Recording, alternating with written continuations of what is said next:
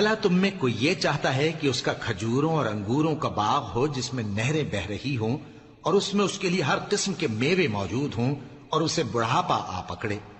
اور اس کے ننھے ننھے بچے بھی ہوں تو ناگہاں اس باغ پر آگ کا بھرا ہوا بگولا چلے پس وہ جل جائے؟ اس طرح اللہ تم سے اپنی آیتیں کھول کھول کر بیان فرماتا ہے تاکہ تم سوچو اور سمجھو۔ مومنو، جو پاکیزہ اور عمدہ مال تم کماتے ہو اور جو چیزیں ہم تمہارے لیے زمین سے نکالتے ہیں ان میں سے اللہ کی راہ میں بھی خرچ کرو، اور بری اور ناپاک چیزیں دینے کا قصد نہ کرنا کہ اگر وہ چیزیں تمہیں دی جائیں تو بجز اس کے کہ لیتے وقت آنکھیں بند کر لو ان کو کبھی نہ لو، اور جان رکھو کہ اللہ بے نیاز ہے، خوبیوں والا ہے۔ شیطان تمہیں تنگ دستی کا خوف دلاتا اور بے حیائی کے کام کرنے کو کہتا ہے، اور اللہ تم سے اپنی بخشش اور رحمت کا وعدہ کرتا ہے، اور اللہ کشائش والا ہے، سب کچھ جاننے والا ہے۔ وہ جس کو چاہتا ہے دانائی بخشتا ہے، اور جس کو دانائی ملی بے شک اس کو بڑی نعمت ملی۔ اور نصیحت تو وہی لوگ قبول کرتے ہیں جو عقل مند ہیں، اور تم اللہ کی راہ میں جس طرح کا خرچ کرو یا کوئی نذر مانو اللہ اس کو جانتا ہے، اور ظالموں کا کوئی مددگار نہ ہوگا۔ اگر تم خیرات ظاہر کر کے دو تو وہ بھی خوب ہے، اور اگر پوشیدہ دو اور دو بھی ضرورت مندوں کو تو یہ تمہارے لیے بہتر ہے،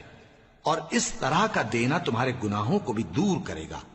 اور اللہ کو تمہارے سب کاموں کی خبر ہے۔ اے نبی صلی اللہ علیہ وآلہ وسلم، تم ان لوگوں کی ہدایت کے ذمہ دار نہیں ہو، بلکہ اللہ ہی جس کو چاہتا ہے ہدایت بخشتا ہے۔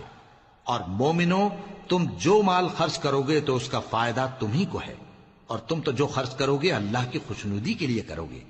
اور جو مال تم خرچ کرو گے وہ تمہیں پورا پورا دے دیا جائے گا اور تمہارا کچھ نقصان نہیں کیا جائے گا۔ اور ہاں، تم جو خرچ کرو گے تو ان حاجت مندوں کے لیے جو اللہ کی راہ میں رکے بیٹھے ہیں اور ملک میں کسی طرف جانے کی طاقت نہیں رکھتے اور مانگنے سے آر رکھتے ہیں، یہاں تک کہ نہ مانگنے کی وجہ سے ناواقف شخص ان کو تونگر خیال کرتا ہے، اور تم قیافے سے ان کو صاف پہچان لو کہ حاجت مند ہیں، اور شرم کے سبب لوگوں سے منہ پھوڑ کر اور لپٹ کر نہیں مانگ سکتے۔ اور تم جو مال خرچ کرو گے کچھ شک نہیں کہ اللہ اس کو جانتا ہے۔ جو لوگ اپنا مال رات اور دن اور پوشیدہ اور ظاہر اللہ کی راہ میں خرچ کرتے رہتے ہیں، ان کا صلہ ان کے پروردگار کے پاس ہے، اور ان کو قیامت کے دن نہ کسی طرح کا خوف ہوگا اور نہ غم۔ جو لوگ سود کھاتے ہیں وہ قبروں سے اس طرح حواس باختہ اٹھیں گے جیسے کسی کو جن نے لپٹ کر دیوانہ بنا دیا ہو، یہ اس لیے کہ وہ کہتے ہیں کہ سودا بیچنا بھی تو نفع کے لحاظ سے ویسا ہی ہے جیسے سود لینا، حالانکہ سودے کو اللہ نے حلال کیا ہے اور سود کو حرام۔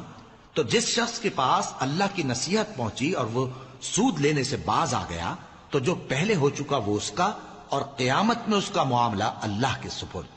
اور جو پھر لینے لگا تو ایسے لوگ دوزخی ہیں کہ ہمیشہ دوزخ میں جلتے رہیں گے۔